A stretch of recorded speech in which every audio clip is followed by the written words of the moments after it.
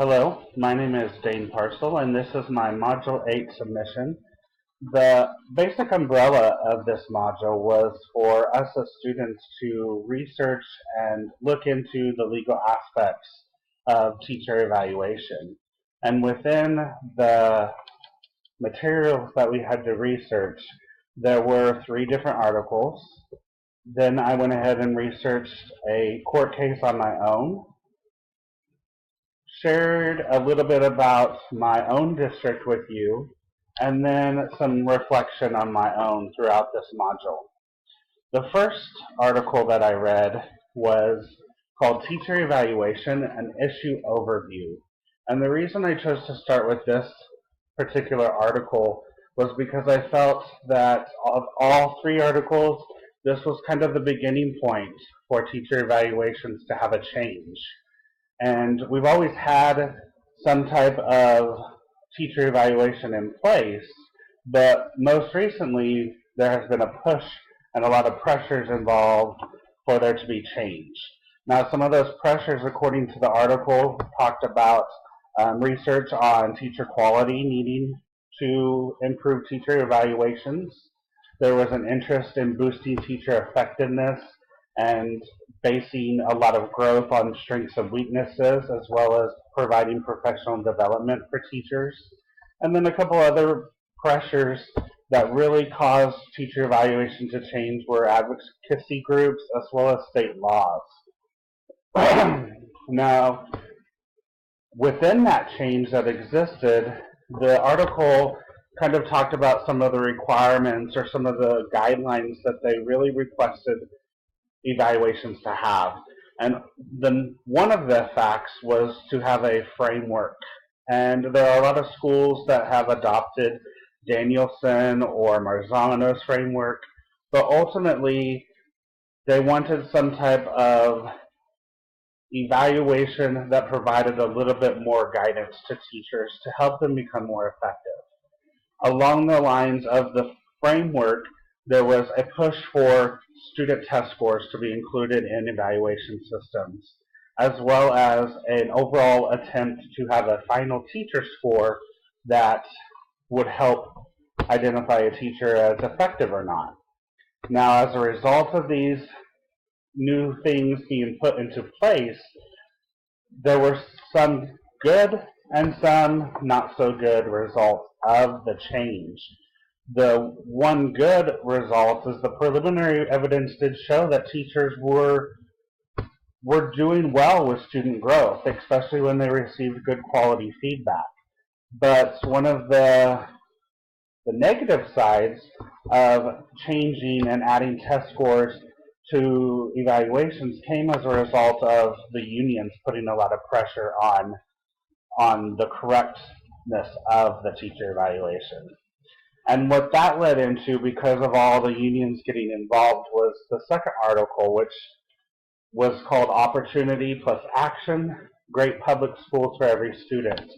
And the basis of this article was the Every Student Succeeds Act, where the influence of the federal government and the Secretary of State's role was eliminated or minimized in regards to teacher evaluation.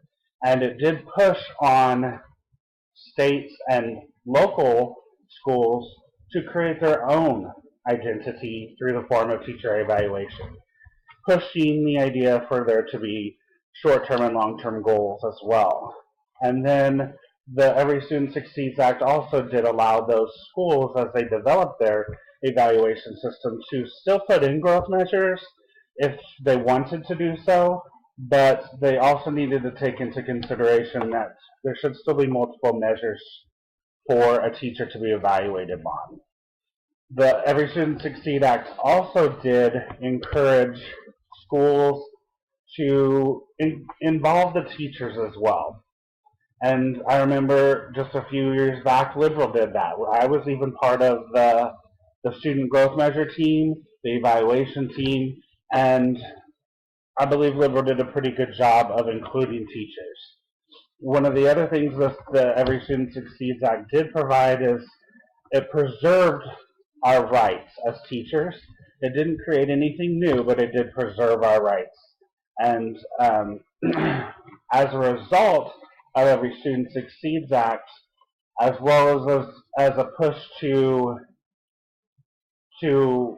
have scores included, there was a lot of litigation, and that was the third article, called Teacher Evaluation Heads to Courts. And within this article, it really summarized several different court cases from several different states as to teacher evaluation and teacher rights.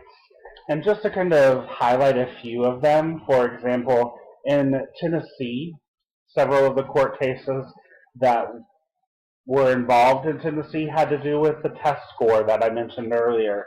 That test score was made, there were errors in the miscalculation, and so as a result, those teachers were not given the correct merit pay that they earned from having good scores. One of the other states involved in some litigation was New York, where some of the court cases said, you're not taking into consideration poverty levels. And the ranking of teachers is inconsistent because I may be effective one year and the next year I'm ineffective. And so the inconsistency was not necessarily there for the state. And then the other state to kind of highlight was Florida. And Florida was the state that, say for example, you had a music teacher. That music teacher in Florida was being judged unfairly because they were using the same criteria as a teacher that has to do a state test. So music isn't so much a state test. Reading is most likely. So the music teacher was judged off of the reading teacher's scores, which was considered unfair. Ultimately, what I kind of gathered from this research of this article was that there are lots of court cases that are still out there. This article was written in 2015, so some of these cases may have been resolved by now. But nonetheless, I believe it's important as a building leader to be aware of any legal issues that are going to face you in regards to teacher evaluation and in regards to being a building leader in general, but specifically for this module, just being aware of some of the teacher evaluation, the legal issues to think of. I also went ahead and did some of my own research, and I came across a court case, Elliott versus the Board of School Trustees of Madison Consolidated Schools. And that is quite the mouthful there. But the key to that case comes in the word consolidated. And this was a school in Indiana who needed to downsize because the schools were consolidating. And as a result, an elementary teacher named Mr. Elliott was released from his duties.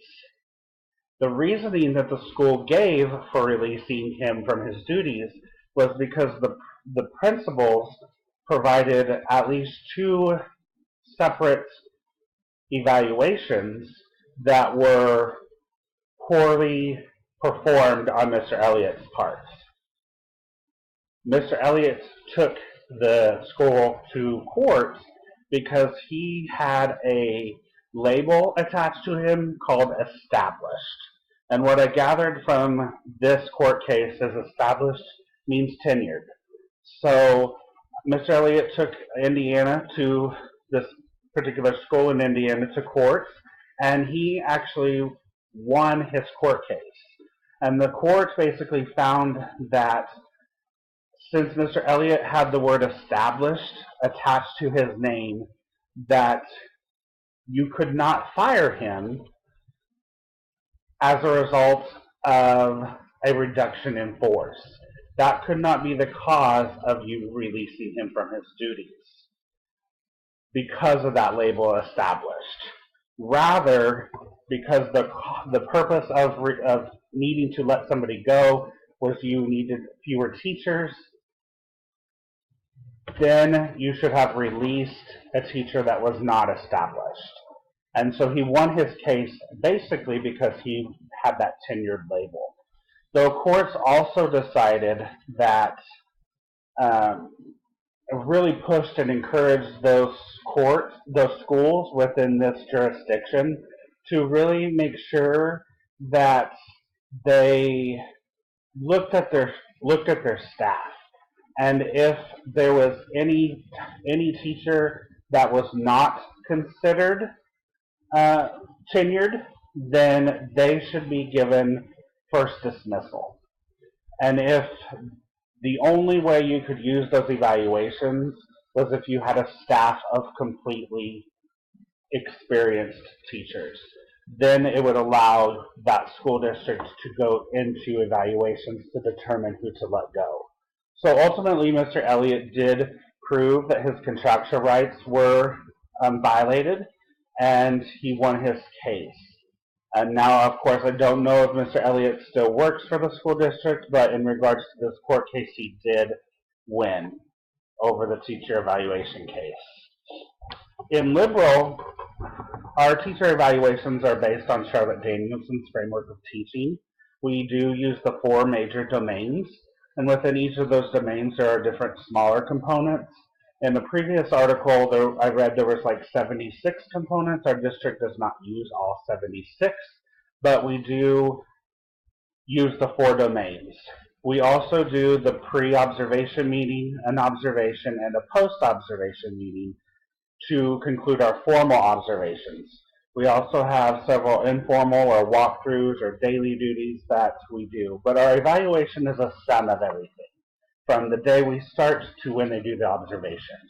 So our first and second year teachers get 2 formal observations completed, along with the informals that's done by our building leader. Third and fourth year teachers get 1 formal observation. Fifth and sixth year teachers get 0 formal observations. And then the pattern of 1-0-0-1 continues.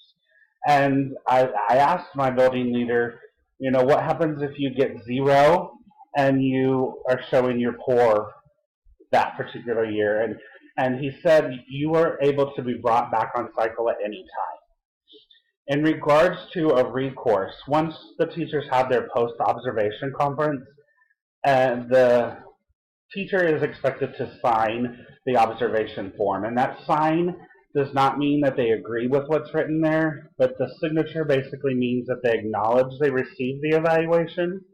They can refuse to sign it, and at that point the principal will type up a form that said so-and-so refused to sign on such and such date, and that is sent directly to our director of elementary ed or secondary ed and our superintendent. Otherwise, if they do not like their evaluation, they can have a written rebuttal to put in their file, and they have 10 days to write that. If the teacher really wants to, they can go to the Liberal NEA or Superintendent, Board of Education, but they must follow a process and a plan of steps to get there. And I'm not quite sure how often that 10 days of rebuttal goes towards that Liberal NEA and how far it goes into that regards. When it comes to teacher evaluation and being a future school leader, I feel like it's important for me to become familiar with my district evaluation tool, especially because I want to make sure that I'm following the right policies and procedures. I also want to make sure that my observations are done with clear data and clear wording so that they are done appropriately. And I also want to make sure that I'm collaborating with district leaders, being able to encourage professional development on my part if I need to know how to complete it effectively. I also want to collaborate with my district leaders to discuss my own efforts. Am I doing evaluations correctly? What are my successes and what are my needs? And then use that to also ask other building leaders of the same things. And ultimately, I think the overall thing is you just got to continue to be educated on the state and national laws, stay up to date with everything related to teacher evaluations and being a building leader, and I think you will have success. So thank you for your time.